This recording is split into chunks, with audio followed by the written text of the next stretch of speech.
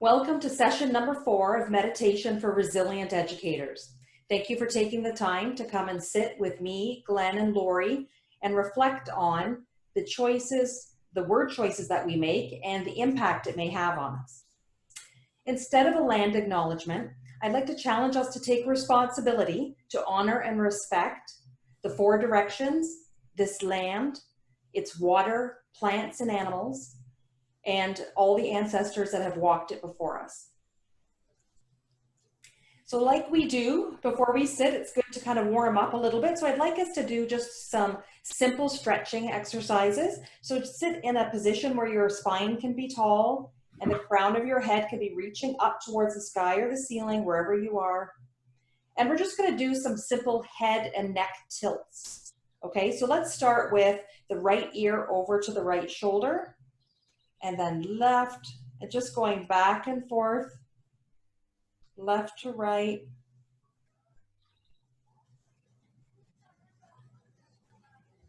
And then we're going to come back up to center.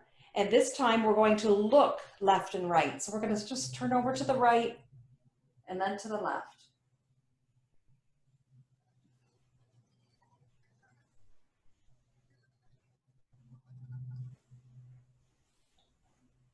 And then back to center. And this time we're going to go forward and back. So we're going to tilt chin to chest and then back.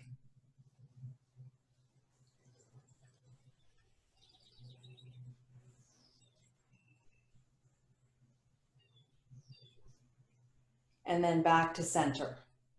And then just to give our shoulders a bit of a workout, we're going to interlace the fingers, but this time behind our back. So interlace it behind your back, stretch the arms down to they're as straight as they can be, and join, feel like you're trying to join the shoulder blades together. And see if you can let your neck be soft. And if you tend to stick out your rib cage when you do this, see if you can just gently tuck the rib cage back in. So the stretch is in the shoulders, not in the torso. And then release the fingers. Release the arms and just shake them out a little bit. Okay, good. So today's practice, we're going to consider the impact of the words we say. I've heard it say that your self-talk is the longest conversation you'll ever have. So the things you say about yourself to yourself, that's the longest conversation you're going to have in your lifetime. So the words are pretty important in that conversation. So let's look at the very basic common I am phrases. Consider which I am phrases you use and why maybe you use them. You know, like I am anxious, I am always tired, I'm a good driver, I'm terrible at math. So what are yours? I'm going to ask Glenn and Lori if they'd like to share some of their most commonly used I am statements. So Lori? Sure. For me, I think one of my most common ones is I am busy or I am productive.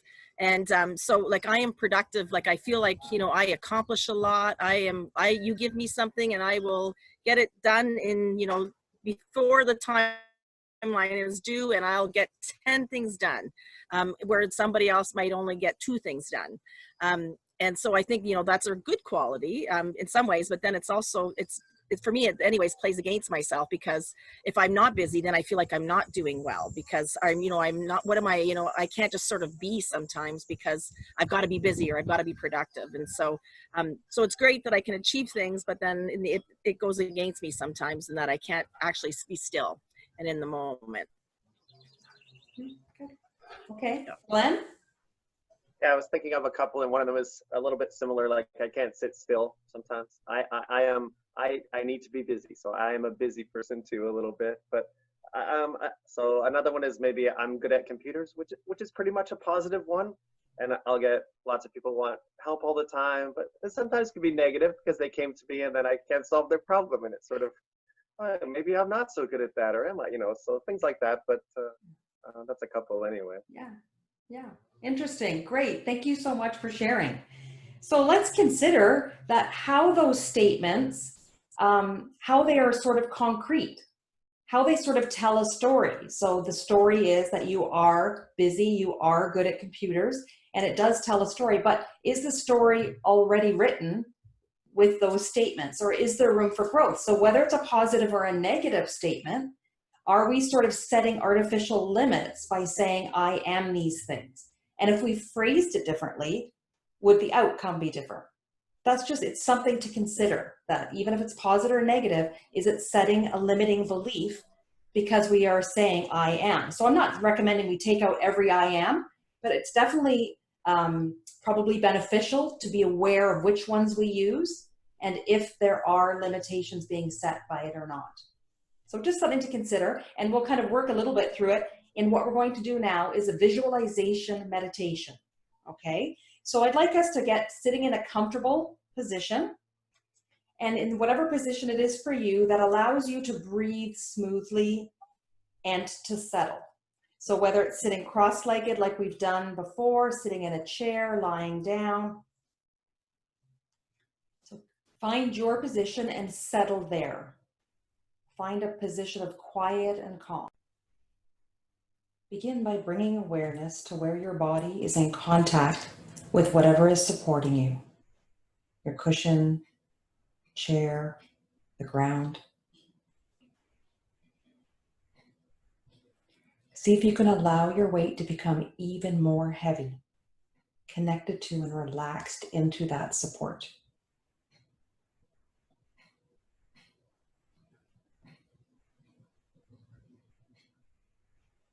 Taking several deep inhales and emptying exhales, invite a gentle sense of relaxation that starts at the crown of your head, flows down the sides of your head, your face, your neck, and your shoulders.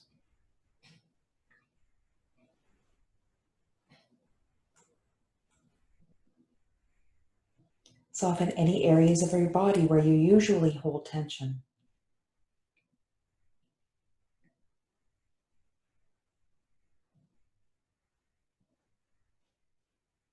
See if you can find a sense of being settled here in body, breath, and mind.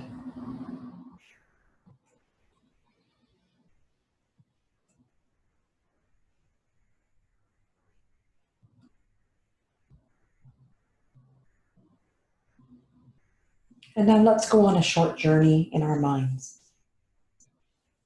Imagine you are walking down a quiet country road. It's warm and dry, and you notice that you are creating dust with each step that you take. The grasses and weeds around you are brittle, and you suddenly feel very thirsty. The backpack you're carrying is very heavy, and you just wish you had somewhere you could sit down, take a break, and have a drink of water. Beads of sweat are running down your neck, and tiny bugs are buzzing around your face. Right then, you notice a narrow path off the main road that leads to a cluster of shade trees. You start to feel cooler already as you move easily through the trees and out of the direct sun. Just a few steps ahead of you, you see that the path you're on is leading downwards to a small lake. Tree roots and rocks have formed to create a downward staircase, a natural staircase for you to take down to the lake. You take each step down, one step at a time as it comes, watching your foot, left, then right, rest down on the root and the rocks. With each step closer to the bottom, you become more and more relaxed. Down, down, down.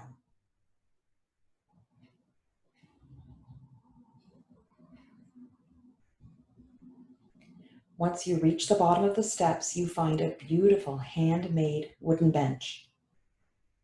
You take off your backpack and you sit down. The relief in your shoulders is immediate. They relax down and away from your ears and feel such relief. Sitting on this bench here, you feel safe, supported. The water in front of you is so still, calm, and peaceful. You sit and breathe and take it all in.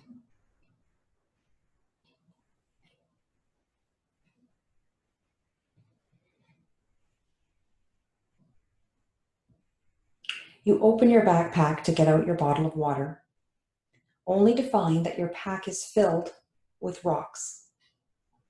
You pull out one of the stones, and on it, there is some writing. And it says, I am worried about, and it's blank. You contemplate what is concerning you, about your present, about your future. You name it to yourself, and then you throw that stone into the lake.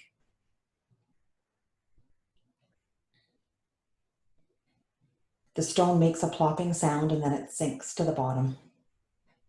After only a moment, the water is smooth and calm again. You reach into the backpack and find yet another rock, another invitation to name a concern, and then throw that rock into the lake.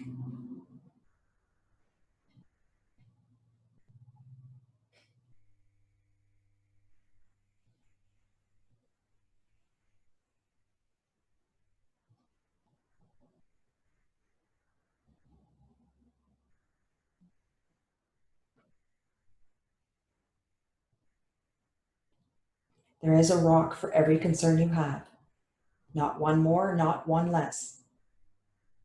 Everything that is taking up space in your mind, your heart, and your body gets its chance to be heard.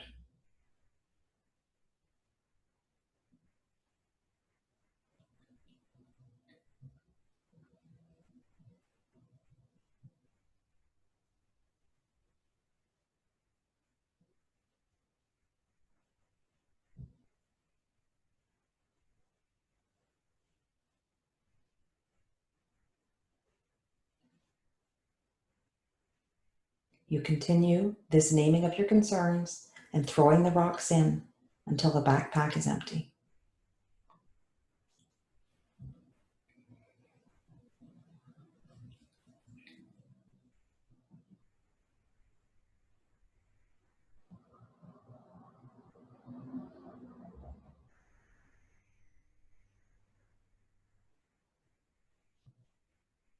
You reach into the backpack one last time, and there's your water bottle. You pull it out and you drink it all down. With each swallow, you are feeling lighter and more refreshed.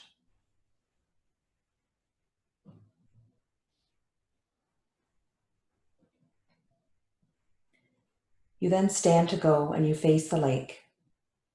And facing the calm water, you take 3 deep breaths, as if your inhales were coming directly from the water.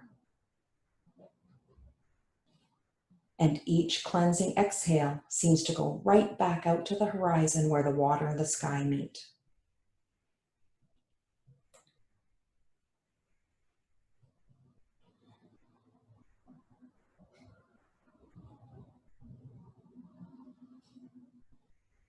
After your 3 inhales and exhales, you pick up the backpack, and easily it goes over your back now that it's empty.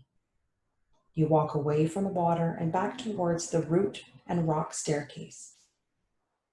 With each step up, you feel more alert, more rejuvenated. You watch each foot on the step and you feel the solid support under each foot. Once you're at the top, you are relaxed and lighthearted as you go back through the cluster of shade trees towards the main road. And now on the main road, everything looks greener, more vibrant and fresh. Cloud cover has made everything cooler, and the breeze is refreshing and comforting. With the weight gone from your backpack, you now feel as if you could walk for hours. And you know that you can handle anything that comes along your path. Invite your awareness to come back to wherever you are right now. Notice the feeling of where your body is resting on whatever is supporting you. The feeling of your clothes on your skin or the air on your skin. Notice where your breath is moving in your body.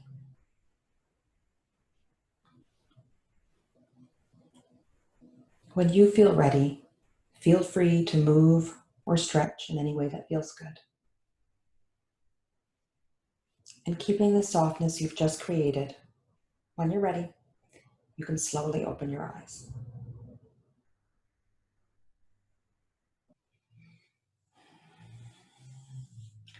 I'm grateful for the teachers and traditions who have informed this practice, and grateful that we could practice again together today, Glenn and Lori, and for any of those who joined us.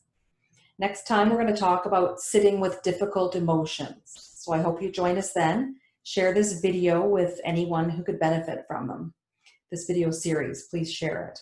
And I'd like you to go with gratitude, and thank you very much. Namaste.